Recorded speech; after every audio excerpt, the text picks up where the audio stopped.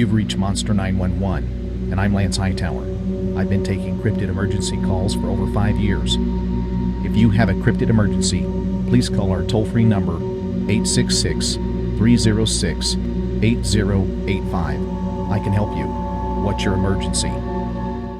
Welcome back, everyone. I'm so glad that you've tuned in once again for Monster 911, where you'll hear true creature encounters from across the country from everyday folks just like you and me.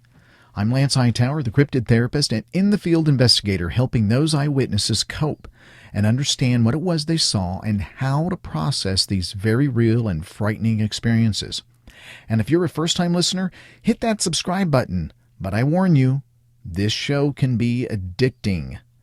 And if you've been witness to something that is still bothering you, maybe something that you encountered weeks, months, or even years ago, I can help you. Call me, toll-free, day or night, 1-866-306-8085. Again, that's 1-866-306-8085. I usually return calls promptly within 24 hours or less. And on a side note, parents, these shows sometimes can be really frightening, so use some parental discretion. Please, these shows are about true and real creature encounters that are not always pleasant, so just use some discretion there. I've recently been in the field filming for you guys while camping at night at creature sighting locations confirmed by the eyewitness, and I have been alone. That's right, alone. Now, I tell many of you not to do this, but I have a little bit of experience in this, so I wanted to bring you something different, and it's coming, guys, so you're not going to want to miss those. I've also been crazy busy filming and recording loads of toll-free call-ins from guests all over the country, and some of these are going to knock your psychological socks right off, guys. On a side note, I've been fortunate to locate and actually acquire a really cool in-the-field investigative truck for myself. I think you're going to like it when I show you, and when I show you, I'm going to add some modifications to it over time. And then I want you to know really what I should put on it. And what do you think whatever you put on, whatever you recommend, how it can help me in the field. So I'm going to want your comments on that. So I'll show you that here soon. Don't forget to look in the description below. We have a lot of social media platform sites. Also, our Monster 911 website. We've got some really cool things in the store, so look at our tees. We have some other merchandise coming, so that'll be releasing soon. Lastly, here soon we'll be releasing a multi-series of exclusive shows. And with each of the series, we're going to release a show each day. That's right, each day. Series 1, we have 5 series. Series 1 will be The War with Dogman. Series 2, The Kansas Bigfoot. Series 3, A Texas Ranger Told Me We Know Bigfoot Exists But Never Tell. Series 4, Family Sees Werewolf in Town. And Series 5, Guy in Ghillie Suit. No way. So stay tuned for these guys who have been working really hard for this. I promise you will not be bored. You'll get a new show each day, and we'll let you know when that's coming. Now, on to this next show here. So, another episode here. This is a bit different to what we normally share. Those of you who are regular listeners will be familiar with our narration episodes where I retell of the encounter story on behalf of an eyewitness who, for one reason or another, does not want to appear on the show themselves, and I fully and totally understand. We've spoken many times about why people don't want to, get on and have their voice, and it's too hard for them. It really is. Well, I'm here for you folks, and I'm here to help you get your story out there, and I'm here to listen to whatever you have to say. If you're in a similar position where you've had an encounter but you're not sure how to talk about it or who to speak to, please get in touch with me. You can do so with a toll-free number at the start of the video or just calling right now at 1-866-306-8085, or you can contact our website through our email through the website.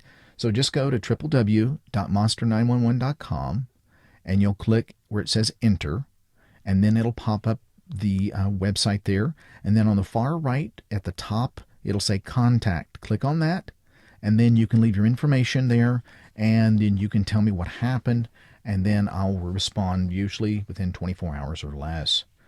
So let's get on to the next show here, and always remember, stay safe out there, guys. Stay alert when out in the woods. We have two that were, I think both of these came on our email, and this one here came in this year. And this one starts out here. It says, "Hi guys, I'm amazed at how much information there is out there on Bigfoot nowadays. I'm intrigued by it. I had my own experience as a teenage boy when I was about 15 or 16 years old. From the information you shared along with others, I figured out what I experienced so many years ago. It has done me a ton of good to talk about it and now to write about it.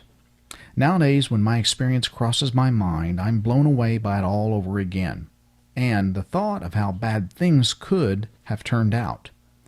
Back in 1977 or 78, I'm not sure on the year, I was spending an October weekend at my dad and uncle's hunting camp near the south shore of Lake Superior in the north-central Upper Peninsula of Michigan.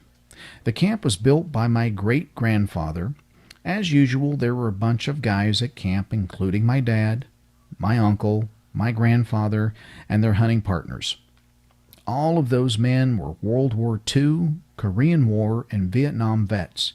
Big, strong, fearless outdoorsmen.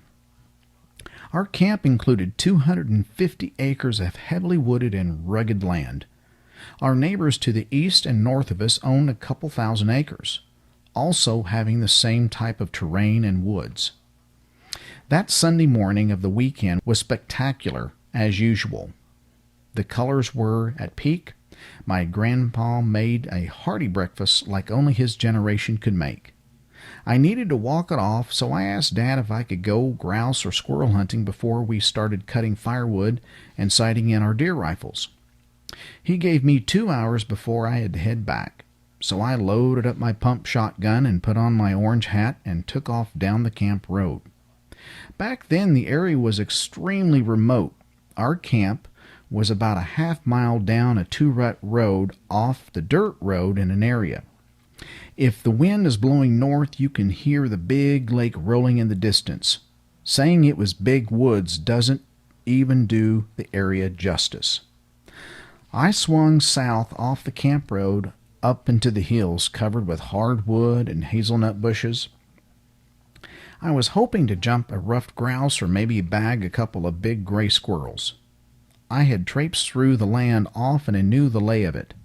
I had my grandpa's brass compass pinned to my hunting vest in case I got turned around. There was no such thing as a cell phone back then to call for help in those days. About halfway into the hills, I decided to take a break in my Uncle Charlie's deer hunting seat. As I sat on the side of a heavily wooded ravine, I could hear something in the leaves coming behind me. I swung around and got my shotgun ready. A red fox was coming toward me at a dead run within about 20 feet. I had no desire to shoot a fox, so I watched him slip through the forest. I thought, cool. Couldn't wait to tell the guys what I had seen and what happened. I wondered what had spooked that fox, as there was nobody around, or so I thought. About 20 minutes went by and I felt rested enough to turn back north.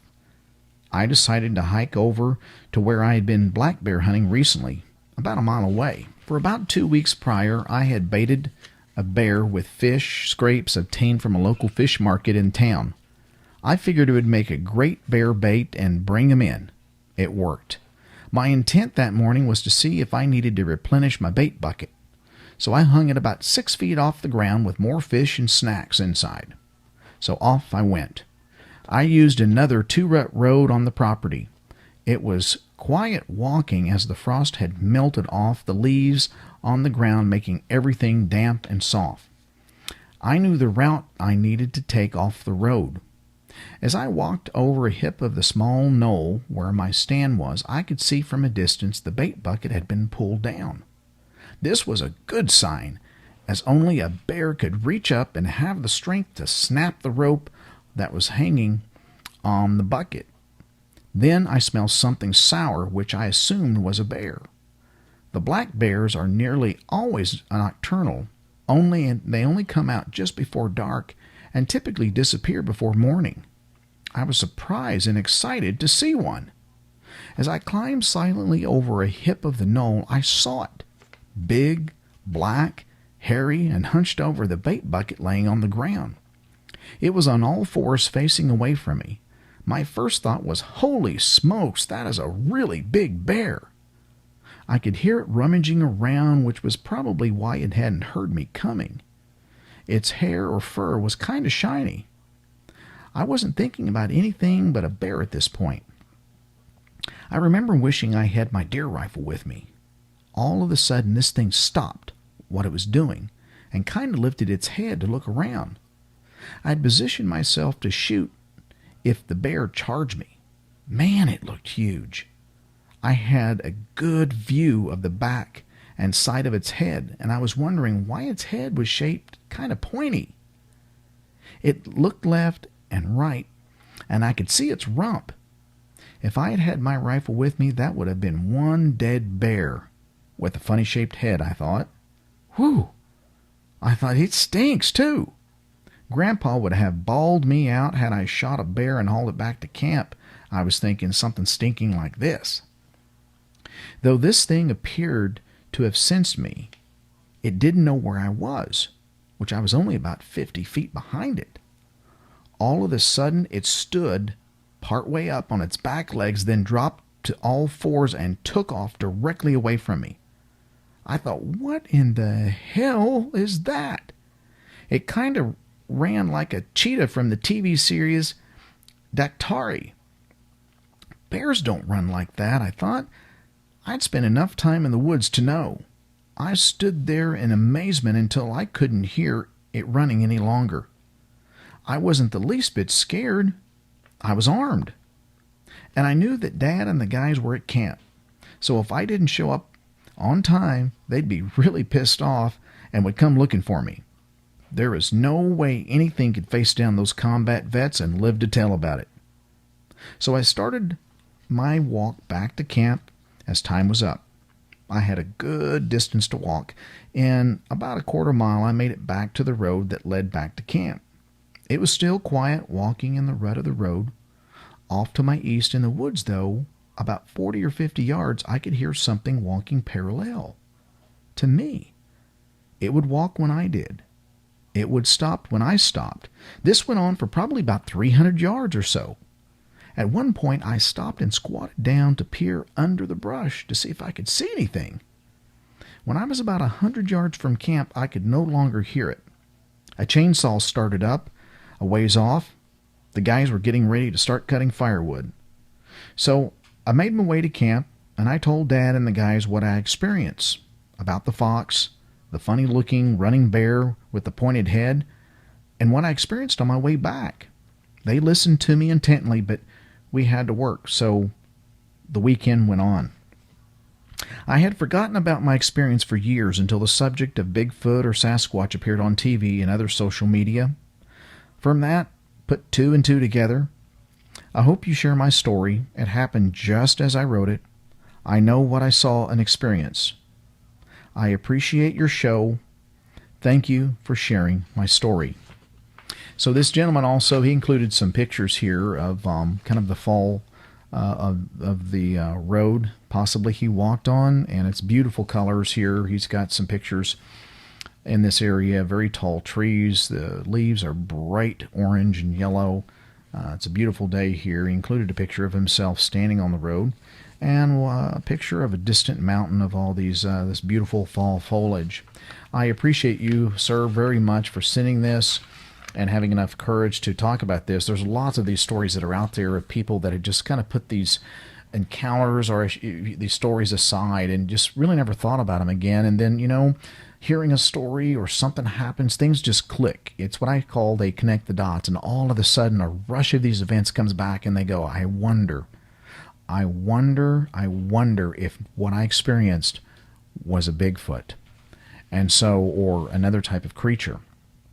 And so I would say, you know, what's important about some of these stories is the gentleman did very well. He gave a context of what his experience, his knowledge of growing up hunting. And it's important to know that, because when you grow up hunting and you're in the woods or on the farm and dealing with livestock and animals and different indigenous animals of a particular area in a particular state, you kind of know what abnormal is when it sticks out. You hear enough of normal that when something else totally foreign you hear or you see, it just sticks out so much. You're just in amazement. You're puzzled. You're baffled. You don't know what's going on. So it sticks with you just enough to go, I remember that day. This and this happened, and then that and that and that happened. So he really did well on giving kind of some context of that when he was a young man. So I appreciate that encounter, and thank you so much. This next one here, this gentleman, I'll just start right in here. He said, yeah, I feel like a coward after what happened up in the Cascade Range in Oregon in the mid-90s. Only a few years after, I served in the military for over 3 years and even in a war zone. So while camping with my boss from a mechanic shop over 2 days, we were in dry conditions and days away from forest fire warnings.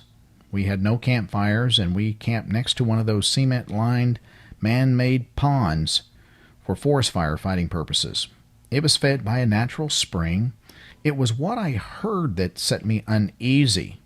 We had throwing of rocks, the sound of footprints, the breaking of trees, and the running of something or some things up a hill so fast in the night that when I made noise the second night, I know that no man can step over that much brush and terrain that fast. I know because I tried it several times myself, trying to replicate what I heard, and I couldn't. After this incident, we got the hell out of that place in the morning. I have not been camping since then. I feel so cowardly, but I also spent a lot of time in the woods for many years, target practicing after work and staying out, you could say, way too long till it got dark.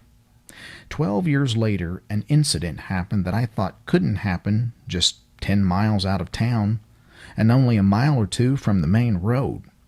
Something sounding very heavy seemed that it didn't want me to leave the woods one night. There were tree knockings and something very large thrown, and a small tree was even knocked over within my escape route of the way I came in. I didn't have my truck close by, and my skills in driving that I had learned in the Army wouldn't have served me well, because the tree that fell would have ripped my emergency cable brake off one side of the truck. If I was being chased by a creature, I never saw it completely. This occurred back in 2006. Seeing this very large tree just as it was falling in my path was a bit unnerving. Something in the darkness, or maybe all of this, was just a coincidence. I know there are bears, of course, in this area, and it was only later when I started watching those TV shows and getting on the internet that I truly believe now what these tree knockings were from. Things being thrown and trees being broke. Back then I was skeptical, I admit. In the mid-90s, we were thinking a 7-foot logger was hoaxing city fellers from the coast to get out of the woods. In the mid-2000s, I sort of believed that maybe mushroom pickers or pot growers didn't like me out in the woods. Something had thrown a huge piece of wood landing near me one night. I had trouble picking it up since it was so heavy. I started running 30 seconds later. I still can't believe it all happened in 2006. The other thing is I refused to look out my tent one night to see this figure. A shadow that was standing over my tent that was silhouetted by the moonlight. It was Memorial Day weekend near the end of the month. This occurred again in 2006. After that, I gave up willy-nilly going into the woods till dusk. Even on hot summer days when the home was hot and not worth sticking around, and I knew that the woods would be considerably cooler, was it my cowardice or avoiding criminals in the woods? Or something else that I was afraid of?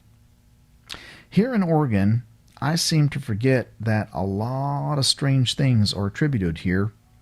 I could have been known as one of those guys who went into the woods and disappeared. leaving my truck, my target practicing rifles, paper targets still hung up where I left them, and never seeing me again.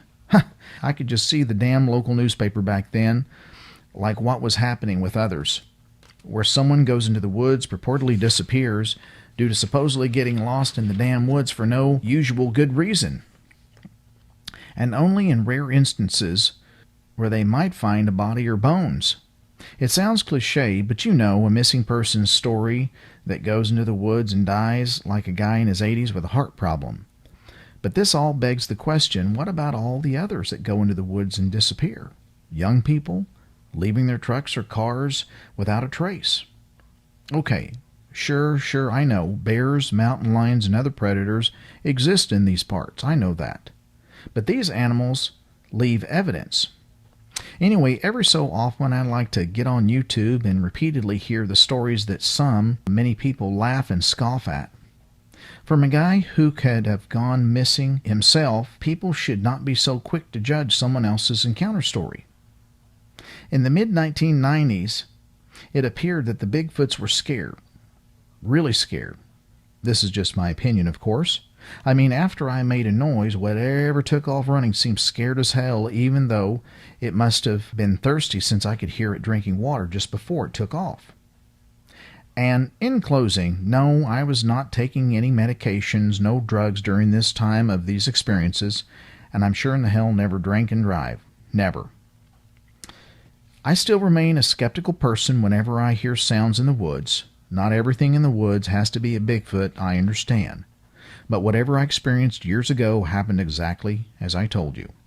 Thank you for your time in hearing my story.